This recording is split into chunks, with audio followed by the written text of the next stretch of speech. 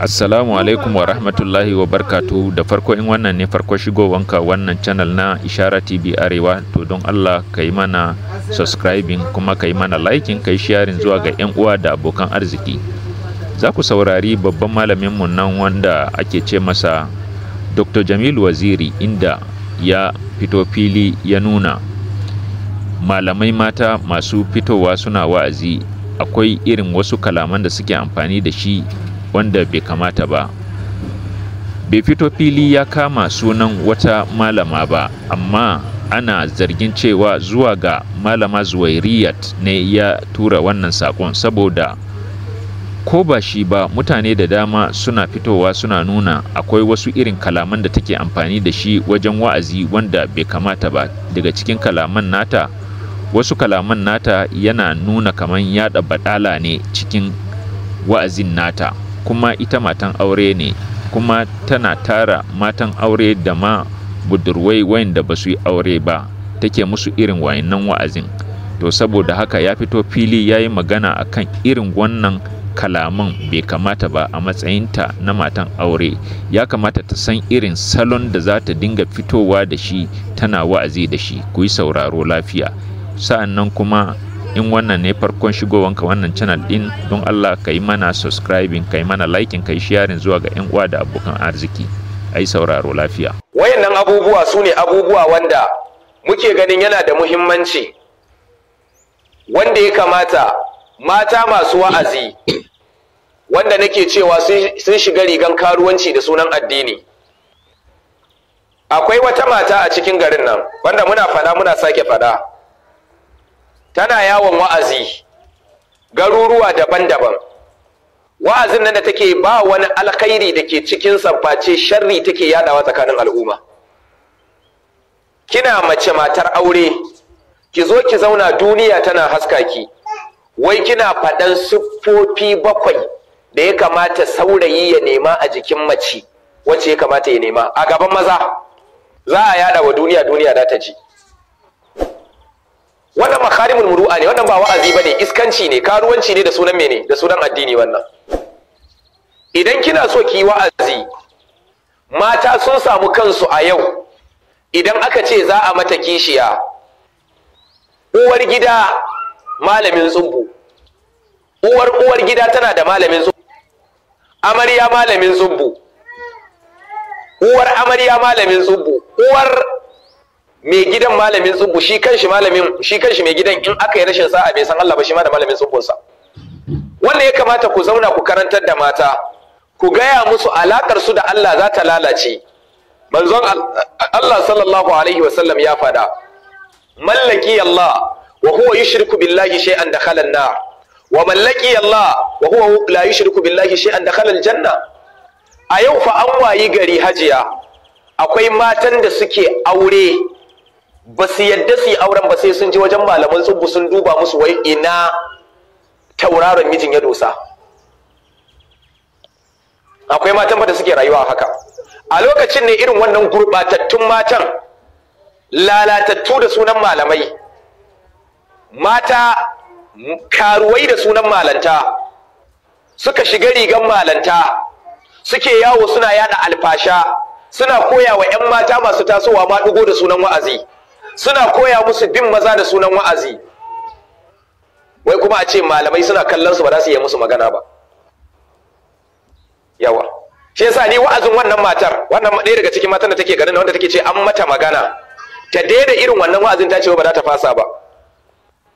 Wallahi ba na bambance wa'azin ta, bayi da bambanci da wa'azin yan Kannywood, saboda ba abin da take banda koya wa mata rashin mutunci da batsala. Aiki kenan kullun ki samo labari, ki ce wance mijinta ya tura ta yi tafiya, ya zo ya ɗauko 'yar aiki ya yi kaza, wance ta sa wa mijinta kaza, wance mijinta yanta na ɗauko ta, wance ana mata kwakule, wance ana kaza. Kullum aiki ki kenan, baki da aiki sai wannan. Yara ƙanana kin koya musu alfasha yana yawo a bakin su da sunan wa'azi. Waya hakan wai ke malama ce, fasika ne, fasika ce ki. Yawa saboda haka shi yasa dole malamai su ji tsoron Allah, irin wayannan matan su fito su gaya musu gaskiya. a zo ana ziga mata, ana ziga ta da sunan tana wa'azi, tana gurɓataccen wa'azi da sunan bata tarbiyyar mutane, bata tarbiyyar 'ya'ya mata masu tasowa, koya musu bin maza akan abin da ba su san shi ba, koya musu tactics ɗin hanyar da za su yi su koma suna bin maza. Tana shiga shi'arin wata kungiya daga cikin kungiyoyi na musulunci. Hakki ne akan malamai su tashi su gaya ma irin wayannan matan gaskiya, ba wa'azi suke yi ba, wayannan barna suke yadawa.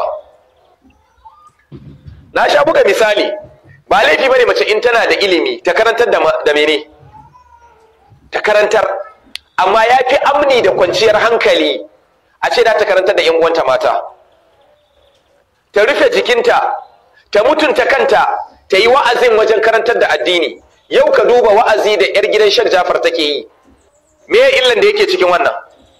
Amma wa'azin wannan karuwanci da take yadawa da sunan addini, wannan wa'azi ne? Yara mata, 'yan mata kin koya musu hanyar da za su bi su yara su koma suna karuwanci a cikin gida da sunan wa'azi?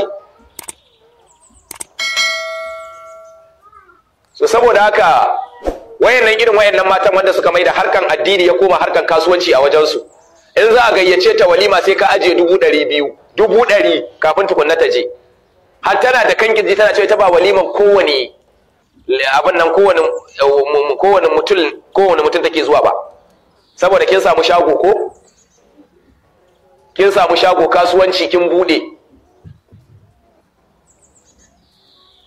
Allah ya shiryar da mu. So saboda haka mata ku nisanci bid'a, mata ku nisanci bid'a. Allah madaukakin sarki ya samu wani lafiya. A takaice karatunmu a yau za mu yi bayani ne akan wai yaushe bid'a ta fara ne. Shin bid'a ita ce kawai bid'an yawon? To Allah ya kyauta. A rahoton namu na gaba ku saurari kaɗan daga cikin bayanin lakcar da Malama Juwairiya ta yi a garin Katsina a bikin Aisha Duk Kwaraɗɗa a bikin 'yar gidan gwamna. Ga dai jawabin nata ku saurara. Allah ne subhanahu wata'ala ya mai da shi gwamnan Katsina saboda iya mu'amalarsu shine suka tara waɗannan mutanen yau.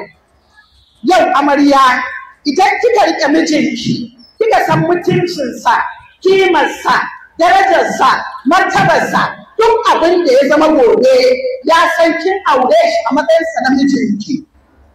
This is what we are supposed to know.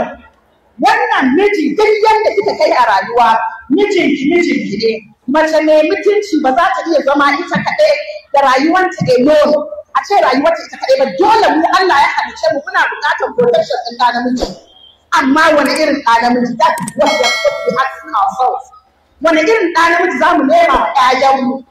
Wani irin ɗa namiji za mu nema wa ƙanwanmu? It's a question we are supposed to be asking ourselves. Repeated question today, tomorrow, next tomorrow, and what a day. How do we do that? Yadda za mu yi wannan mu gane cewa lafiya ce, mijinki dole ki ba shi abinci. Shi yasa na faɗa, she's not marrying somebody. Matarsa sun aure Duk Kwaraɗɗa, ba His Excellency Duk Kwaraɗɗa ba, no. Dole ki san wannan, ki sani cewa babanki ne wannan, ke kuma yanzu mijinki shine sarkinki, shine gwamnanki, shine shugaban ƙasanki. Yalla bai barka da zuwa, da hular da can ina riga na gashi, da takalminka na yalla bai. Allah ya tsare maka, ranka ya baci, Allah ya baka hakuri. Ya lokacin sallah yayi, ya miki magana kin yi magana irin na yaya mata, kin shirya kin yi sai a ji wannan yarinyar Allah ya mata albarka kamar babanta ba gwamna ba. That is going to help her. Kamar babanta ba gwamna ba. Sai wannan will attract other people. A ce barka da girman kai, barka da kaza, barka da kaza. That will help her stay peacefully in her matrimonial home. Shi kuma ya sani rayuwa Allah ne yake jinta. Annabi sallallahu alaihi wasallam shi ya goya mana plan B. Plan B. Kuna faɗa da turanci wanda ya ce plan B, plan B, plan B. Annabi sallallahu alaihi wasallam shi ya goya mana plan B. Ya ce idan kina da rai, mu yi tanadin mutuwa. Idan kina da yaranta, ki tanadin tsufa. Idan kina da lafiya, ki tanadin rashin lafiya. Idan kina da opportunity, ki tanadin rashin opportunity. Idan kina da kuɗi yau, ki tanadin talauci. That is plan B. Duk rayuwa da muka sani, there is no love that is permanent. No love that is permanent. I still repeat myself. There is no love that is permanent. You have to build it. Amarya, sometimes you have to cry. Juwairiya that is standing before you people, there was a day whereby I cried before my husband. And there is no woman in this world that will stand to tell us that she has never cried because of a man. No woman. You have to stand, you have to give your all in one way or the other. 2, your children, mai zaki da dangin mamanki da dangin babanki da dangin miji yanzu sun taru. Dole ki gyara mu'amalarki da su. Dole ki gyara mu'amalarki da su. Now, wannan duk mu'amalar da za a gyara gini, no matter how beautiful it is, wata rana dole sai an yi fenti. Za a yi fenti inda ya cracking a gyara, and what is it? You have to correct it. Dole mu correct it. With that, Allah subhanahu wa ta'ala zai rusha mana asiri. Za ki ga aurenki ya zama ingantacciyar aure, za ki ga aurenki da zuriya tsayi ba, za ki ga aurenki wanda ake sha'awarsa. Amma aurenki ba zai taɓa zama daidai ba idan ba a sallah kan lokaci. Idan aurenki kina koya ne a cikin series, to wallahi mu'amalarki ba zai zama kyakkyawa ba. Idan aurenki kina koya ne a Hausa State, ba zai taɓa zama kyakkyawan aure ba. Idan aurenki kina koya ne from Lagos, ba zai taɓa zama kyakkyawan aure ba. My husband is different from your husband. My husband is my proud. Let your husband be your proud. That is what it. In aka zo tambaya da aka ce aljannan mace yana ƙarƙashin dunduniyar mijinta, ba cewa aka yi wannan aljannan da yake ƙarƙashin dunduniyar mijinta, mijin wani ne ko dukkan maza ne aljanna ke ƙarƙashin dunduniya ba a'a. Ba haka bane. Kowa ta fighting for kanta, kuma wallahi billahi duniya ya zama abin tsoro yanzu. Dole mu gyara, mu ji tsoron Allah. Sallan mu da ilimi dole mu neme shi. Mu nema ilimi a wajen ibada mu is very important. Duk wannan abin da muke someday is going to be stories. Dole mu gyara. Idan muna ganin cewa kina ganin a'a rayuwa ce zai zo ya wuce, kanka zai zo ya wuce. Amma me kika yi domin taimakon kanki da al'umma?